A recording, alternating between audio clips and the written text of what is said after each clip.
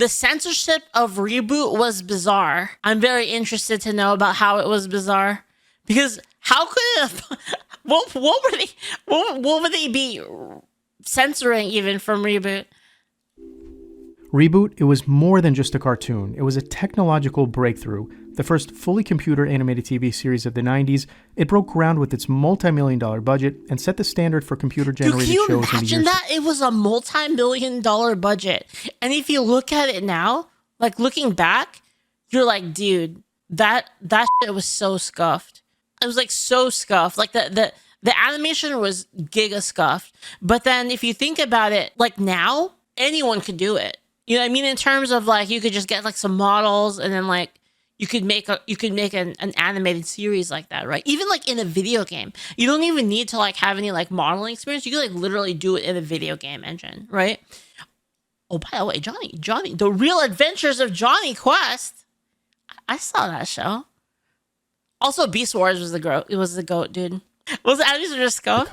But behind the scenes, so the show was almost $1 million, derailed right? by some of the strangest censorship decisions ever seen on network TV. From forcing animators to redesign a female character's anatomy into what would become infamously known as a monobreast, to an inexplicable ban of the word hockey in all episodes. And that's just the beginning. Wait, hockey These censorship is banned? decisions didn't just alter scenes, they reshaped the entire show, which pushed creators to fight back in some of the sneakiest ways possible. Today we'll be diving into the history of the animated series Reboot, talking about the show's origins, its impact on the animation industry, and the wild censorship battles fought behind the scenes.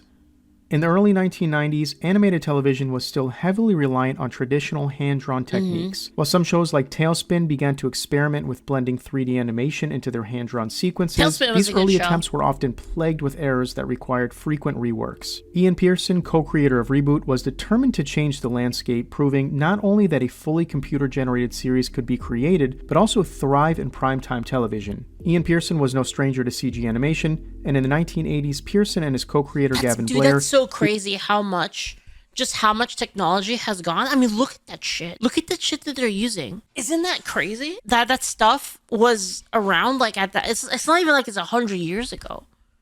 You know, it's so wild. Gave audiences one of its first glimpses into what fully computer-generated characters could look like in the Dire Straits hit music video, Money for Nothing. While the music video showcased the potential of computer-generated characters, the technology needed to create a full-length computer-animated series simply wasn't there yet. And by Pearson's own admission, his earlier attempts ended up looking more like extended video games. But as the years passed with technology advancing rapidly, he felt the time had finally come to pursue his vision of producing a full-length animated series.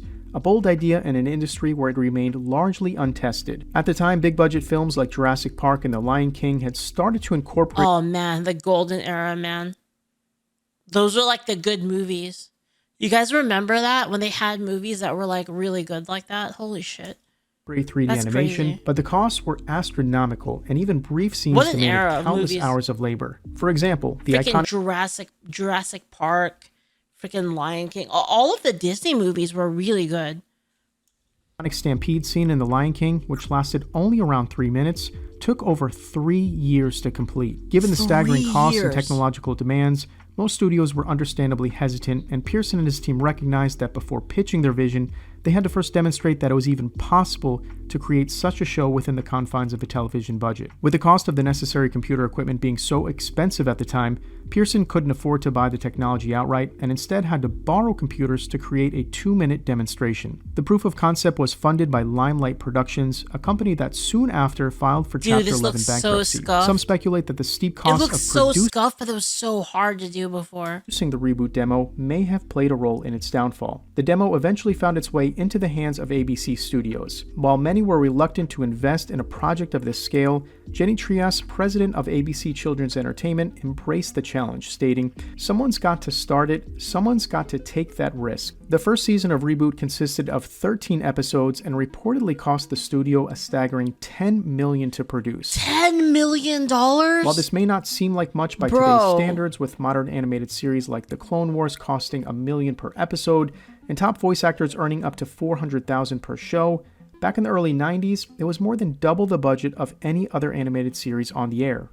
Bringing Reboot to life was no small feat. The groundbreaking technology demanded data processing and rendering on a scale never before attempted, leading to countless technical setbacks. In fact, during the first year alone, the team endured over 17,000 system crashes. The creators worked around the clock, even out of cramped hotel rooms before they secured proper office space. And all the hard work and struggles proved to be worthwhile, as when the episode finally aired, the response was overwhelmingly positive. The show graced the cover of numerous magazines. The show was also like incredibly dark. The whole concept of it was pretty dark. And widespread praise from TV critics. Its popularity even led to the creation of a line of action figures. Dude, how much do you guys think these cost? How much do you think these cost now? Let's see. Reboot action figures. Oh, they're not that much. They're like $18. Yeah, that's nothing. Fast forward, Reboot time! Warning, incoming game. Dream is mine. Oh my. Spice, we need your help! Enzo, your zip cord. The early buzz and glowing reviews. Dude, I don't know about you guys, but I thought Enzo was really fucking annoying. He got like really cool though towards the end, right? But in the beginning, he was fucking annoying. Validated the groundbreaking work that had gone into bringing the show to life, at least initially. While things appeared to be going well on the surface, a more sinister conflict was unfolding behind closed doors. Frustrations were quietly mounting as the creators found themselves locked in a relentless battle with the Broadcast Standards and Practices Committee. With the intent of making Reboot appropriate for kids, cool later. The Broadcast Standards and Practices Committee would implement a number of changes to scripts and character designs. While many of their demands were standard for any animated show geared toward a younger demographic, some decisions veered into the absurd. The main female character on the show was named Dot, and the creators of the show originally designed her to have an anatomically correct appearance. While her original design was modest by today's standards and arguably even those of the 90s, the Broadcast Standards and Practices felt differently. They deemed her to be too sexualized. As a result, the animators were forced to simplify her anatomy, reducing her chest to a single unrealistic blob, which the creators would later humorously refer to as a monobreast. What made this even worse was that the villain on the show, Hexadecimal, was allowed to keep her curves and remain anatomically correct. This created an unspoken divide in the show. Villains could appear bold and sexualized, while heroes like Dot had to be more conservative and restrained. While these measures were a bit drastic, it was still feasible to see where the censors were coming from in this instance. But this was only the tipping point of the story of censorship. And from here, things really start to get, well, strange. The show's creators were handed a list of banned words and phrases, many of which made sense for a children's program. But there was one word on the list that stood out, and not in a way anyone expected. The word was hockey. The censors never fully explained why hockey was forbidden. Some speculated that in certain countries it might have had inappropriate connotations, while others believed it was due to the sport's violent nature. In the end, the ban raised more questions. Dude, that is true though. Hockey was like super violent. It was like, man, that shit's edgy. I remember, like NBA Hang Time was fucking edgy, dude. And NBA Hang Time was like so violent, you know? Than answers. Dude, it's like in another nothing episode now. called Talent Night, there was a scene where the character Dot gave her brother Enzo a kiss on the cheek. Innocent enough, or was it? It turns out the censors were fearful this could promote familial relations and cut the scene from the episode. Co-creator Ian Pearson would later describe this decision as one of the sickest things I've ever heard. And then there were moments when the censorship defied all logic. A good example of this was with the episode titled Bad Bob. The script was created by Dan Didio and was a parody of the Mad Max movies. Interestingly enough, one of the artists on this episode, Brendan McCarthy, would later go on to co-write Mad Max Fury Road with George Miller, and it's hard to miss the striking resemblance between some of his original work on this episode and the iconic visuals in Fury Road. When the script for Bad Bob was first submitted, the response was blunt. Show completely rejected. Wow. No explanation was given. Frustrated and likely exhausted at this point, the creators decided to resubmit the script again. This time, to their surprise, it was completely approved. What did they change the second time around, you might ask? Not a single thing. Can you imagine like being these people and like you had to write all this stuff? It's just like when like those platforms, they ban you for like no reason, and you're just like, why did I get banned? I'm not gonna tell you. You know, like, and then someone else does literally the exact same thing and then they don't get banned.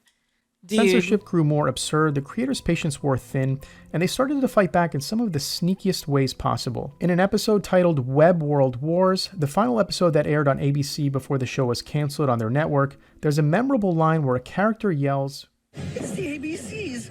They've turned on us!" were meant to refer to armored binome carriers, the name given to Megabyte's tanks on the show, it was easy to see what the creators were really trying to say there. In another episode, it was stated that the creators slipped a hidden message aimed at the broadcast standards and practices. A string of binary codes subtly woven into the city skyline flashed on screen. Those who decoded it revealed that it translated to a rather specific message. Dang. When it came to non-TV licensing, on the other hand, the creators enjoyed a bit more freedom.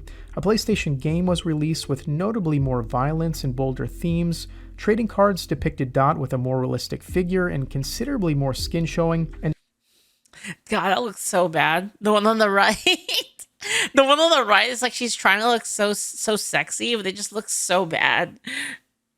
to top it off, an exclusive website wallpaper featured Bob playing hockey, which was clearly a direct jab to the censors. During the production of Season 2, despite positive reviews, the creators learned that the show would likely be cancelled in the US, and with nothing left to lose, began making the show they had always envisioned. As the season progressed, the tone became much darker and more serious. The second half of the season even introduced a multi-episode story arc, something ABC had previously forbidden, as they didn't allow cliffhangers, fearing it would create traumatic tension for young viewers.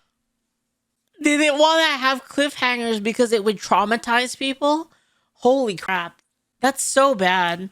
Season 3 marked the first time the creators of Reboot were completely free from ABC's restrictions, allowing their true vision for the series to shine. The season featured not only a darker and more mature storyline, but also significantly improved animation. The series would conclude a few years later with Season 4, which took the form of 2 TV movies, Damon Rising and My Two Bobs. These films delved deep into Mainframe's history, revealing the creation of Los Angeles, Bob's arrival in the system, and the origins of Megabyte and Hexadecimal. In 2007, there were plans for a reboot trilogy of films, with Daniel Allen as the lead character design. Fans even got a sneak peek through a teaser trailer. Unfortunately, the project never materialized. The latest addition to the Reboot series came in 2018 with a live-action CG hybrid series distributed by Netflix. It ran for 2 seasons, but didn't quite capture the magic of the original and was widely panned by critics and fans alike. Have you watched Reboot? What? Let me know your thoughts in the comments below, and thank you for watching.